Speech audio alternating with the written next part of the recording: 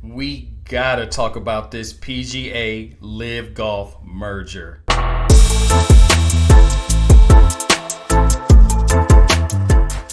Welcome to Brave Birds DFS, one of the best places online for PGA, MLB, NBA, and NFL news. So if you don't know already, I'm Walt.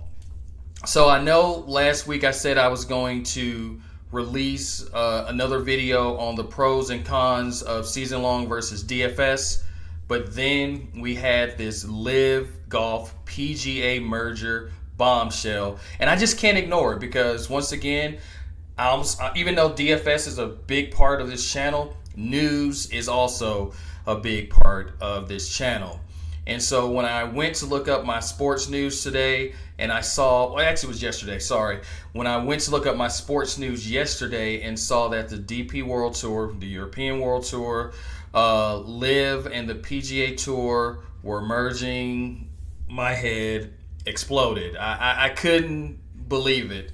Because I initially, when all this was happening last year, by the way, when this first came out, I thought it was the LIV Tour because it was all caps. And then I found out that it was actually Roman numerals. So LIV is actually Roman numerals for 54. That is, it's a 54-hole tournament versus a 72-hole tournament. You know, they play 3 days, 18 holes.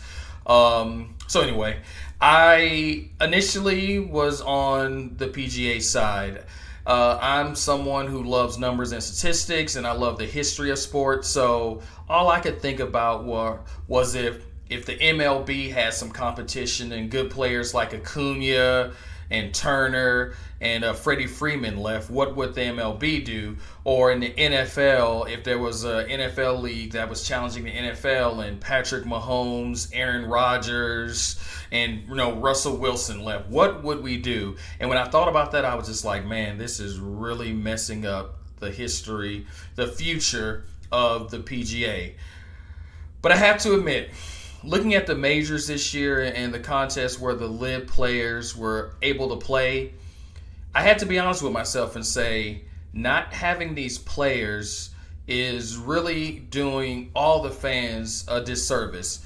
Because, my thoughts were that the LIV players, because they already got paid, if you don't know, everyone gets paid regardless. In regular PGA, only the people who make the cut get paid, and it's a really severe difference in the purse for someone who's in 70th place versus who wins the tournament. That's not the case. Also in LIV, they have teams, groups of four, so they have teams, so you can win as a team and get paid, individually. So I just thought that the LIV players wouldn't have that drive, that motivation to do well, but I was wrong. We know Brooks Koepka, just won, and I was just like, man, we're really missing out on some great golf.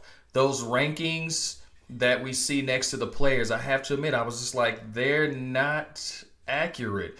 There's some good golfers over there in the LIV tournament. So it really was a sad moment to me when I had to admit this to myself.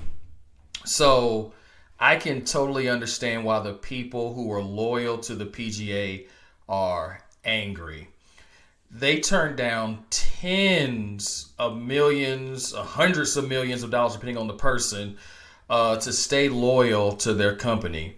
And I know they would read, the articles and see how players who they believed and most likely are correct weren't as good as them, playing in a league, making way more than them for doing less. At the very least, playing 75% of the time for way more money. That would make anybody envious and angry, especially when you hear this news that your loyalty is basically being punished because you said, you know what, I'm going to stay loyal to the company. But I'm going to say this. I hope this is a reminder to all of us. Companies are not our friends. Companies don't really care about us like they make it out to be.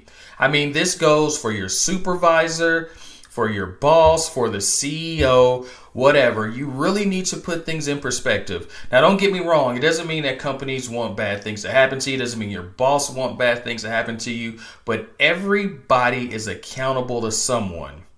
And everybody has a bottom line. And everybody has a price. And we just found out about what the price is for the PGA. Because, I mean, money talks. You know, those same people that the PGA said were so bad. Oh, these are just morally bad people for all the reasons that they discuss. And now the PGA is going to be in bed with them. But this isn't all bad. I'm hoping that, you know, I read somewhere that they're going to be more kind of group, kind of match play kind of tournaments in the future. And we all love that. It's so fun to do match play and, you know, watch that kind of, you know, normally, as you know, in golf, you're really, even though you have a leaderboard, you're not necessarily competing with anybody. It's just a bunch of people playing at the same time. But I think a lot of people really like the group play. Obviously, with this infusion of money, the purses for the tournament should go up. So I think overall, this is definitely going to be more good than bad. But I can understand why some people aren't happy.